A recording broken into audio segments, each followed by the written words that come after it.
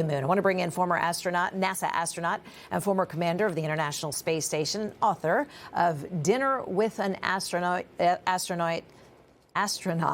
Leroy Chiao. It's great to have you on again. I'm glad you're staying with us through our coverage because you're just terrific to talk to. And last night was this critical translunar injection burn. It's the moment that they leave the Earth's orbit, headed closer to the moon. Let's watch it and talk on the other side.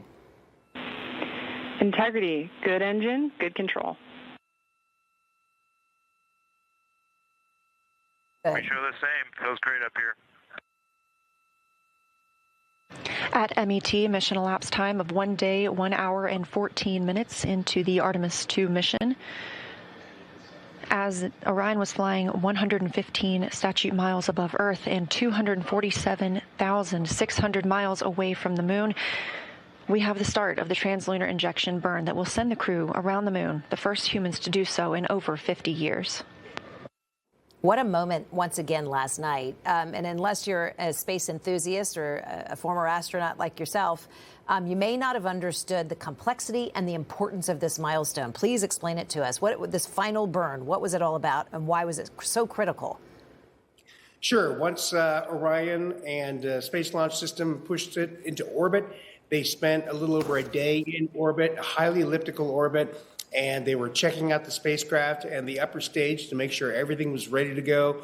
And once they figured that out, then on schedule, they lit the upper stage, and that propelled them away from the Earth, that is, out of Earth orbit and towards the moon. And so once the trajectory was started, it has been designed to be what's called a free return trajectory. So it will swing by the moon, no other burns required, and the moon's gravity will pull it back around and then slingshot it back towards Earth.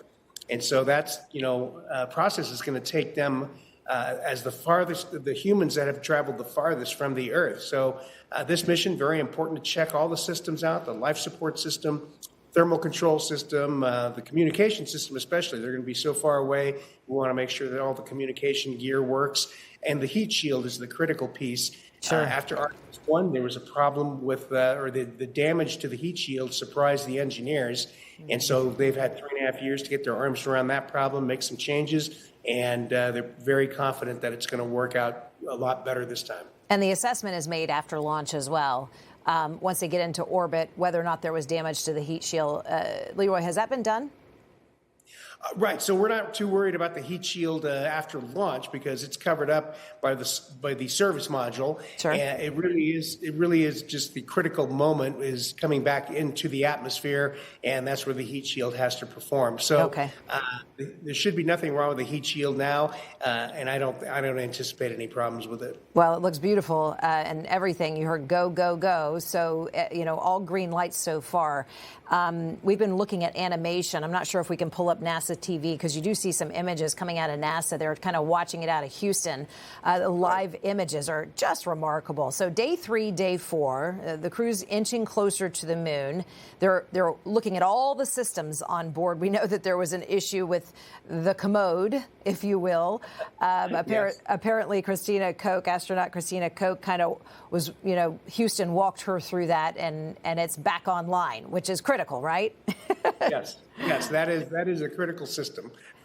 Yeah, but that's what they're doing. Day 3, day 4, they're checking out all their systems and data gathering, how the response, how it's holding up. All of that, is that what's happening right now as we look on live from NASA TV? We're not sure if these are live images or captured a short time ago, but nonetheless, the view of Orion at this point. Right, and so you're looking at part of the spacecraft, obviously, and they are flying away from the Earth towards the moon, and they'll be, it'll take about a little over 3 days to get there, and then they'll swing around and get to see the far side and take a bunch of photographs and put the spacecraft through its paces. So right now they're basically in a coast phase. After the TLI, they're just coasting.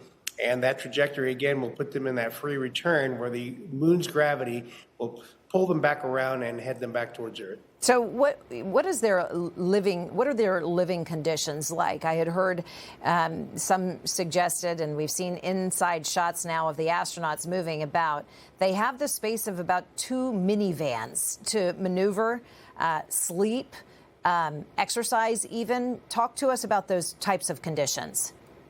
Sure. So they have limited volume. I mean, there are only 4 of them, so there's sufficient volume for 4 of them. But they do have to do all those things. They need to be able to exercise, be able to not bump into each other all the time, string up their sleeping bags so they're not, just stacked up on top of each other. But they've got all that figured out, and it sounds like everything's going very well. You mentioned the commode. Before, I kind of smiled a little bit because, NASA has historically had issues, a little twerk. The commodes have been a little bit cantankerous at times. On one of my shuttle missions, we had some issues, but we were fixed. And anyway, I have to say, and to give credit to the Russians, their commode on the International Space Station works very well and has few problems, although we did have a pretty significant problem during my space station mission that was not the most pleasant to deal with, but we got through. Information sharing, perhaps we've gotten a bit better. We do have a clip, a moment, since you brought that topic back around. Let's listen to this very quickly. I heard that there was a little bit of an issue with the toilet. Which one of you was the plumber?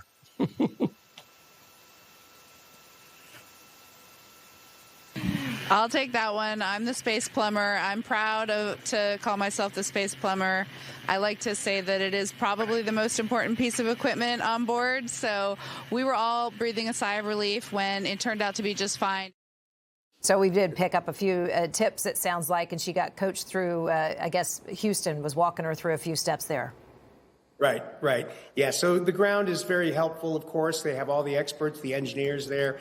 And so they were able to walk her through the procedures. And if there was something that wasn't covered by the procedures, then they were able to improvise and come up with a fix. And it sounds like it all worked out just fine. Former NASA astronaut and former commander of the International Space Station and the author of Dinner with an Astronaut, Leroy Chiao.